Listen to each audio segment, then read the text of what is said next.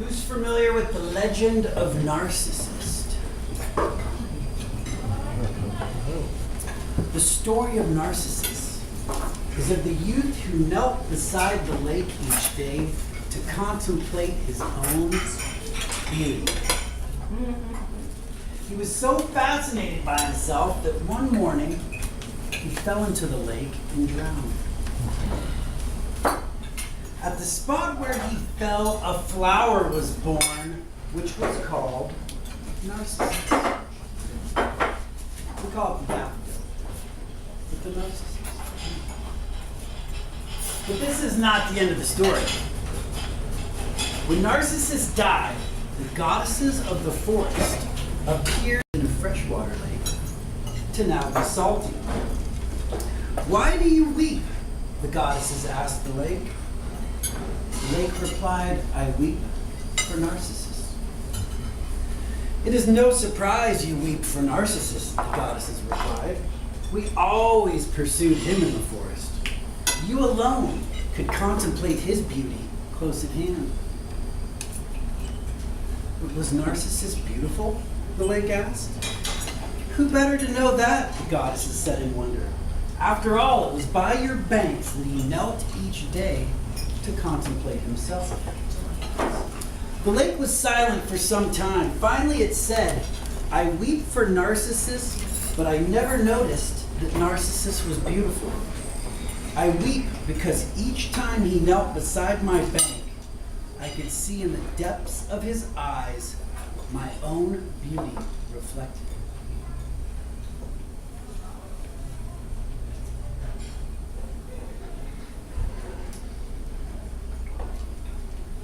The moment I walked into the room and saw her, I was mesmerized. I was so drawn. I was filled with nerves. Do I? Should I?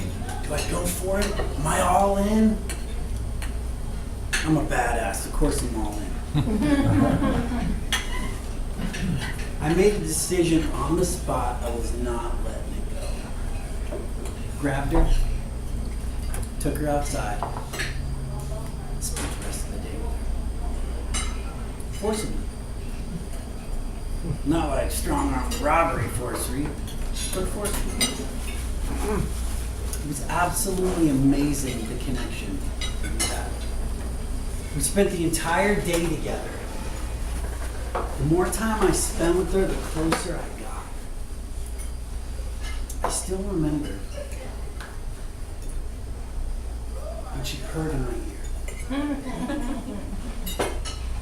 I still remember the feel of our first embrace when I got to touch her. Now, I had just been divorced. I wasn't sure what I was looking for. And when you find it, you feel that, you gotta go after it. I'm not proud of this, but I took her home that night. Okay, I took her back to a house where there was no furniture, there was no car. Ex-wife had all that. But when I closed that garage and we just sat there and gazed at each other and connected that night, I'll be the first to say that I didn't sleep that night. All night. She was so beautiful. It was incredible.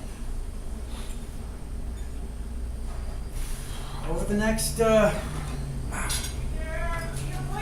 6 years, we were literally inseparable. If I was awake, I was with her. She went to work with me every day. She took me home from work every night. I would literally sneak out of work to see her. Like when the boss wasn't looking, ducking past doorways to get outside. Like it was just like nothing I had ever felt. Literally like nothing I ever felt. She was so beautiful. And part of that beauty I could recognize because I could see the way that my friends would look at her. The way that they would almost like pine after her. We did everything. We went to all the strip joints together. We went on trips together. Nice. We were literally inseparable. I remember I've got two distinct memories of when we almost died together.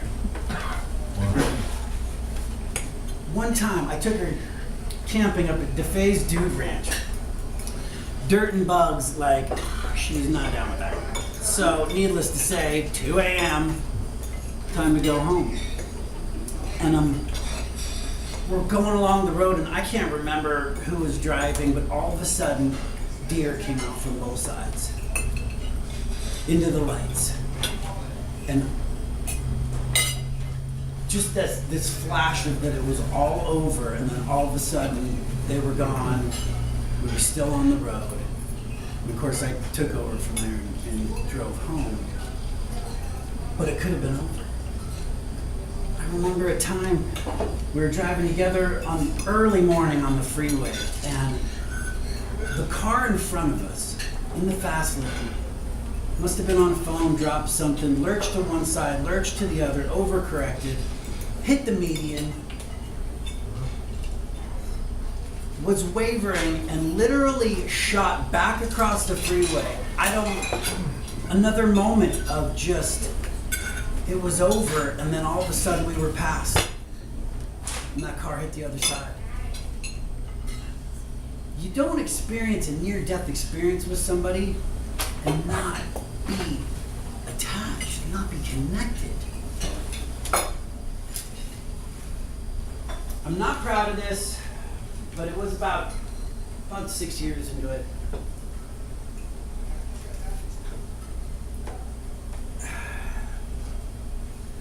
I had a little burning desire to have something different. And I got another one in my life, and I took her to Tahoe for a weekend. And it was just one of those things where I wanted to have my cake and eat it too. You know, I wanted more. I wanted something different. What do they call it? Maybe the 7-year itch. I hadn't been 7 years, but. And so I did, and you know, I fell in love. And when I got back, I stayed with both for a while, for a long while. And they were both so different, and they both brought so many wonderful things to my life. But it came to that point where there was just the guilt. When I was spending time with one, and I was thinking about the other, and it just got to that point to where I didn't feel right about it, and the decision needed to be made. And I actually chose the newer one. And I had to let her go. And I still to this day think about her. I still to this day miss her. The time we spent was absolutely, it was just memorable. She was a big part of my life for a long time. You know, right after that divorce, she was exactly what I needed.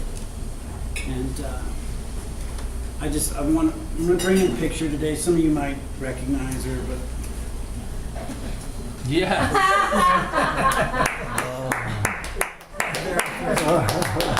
thank you.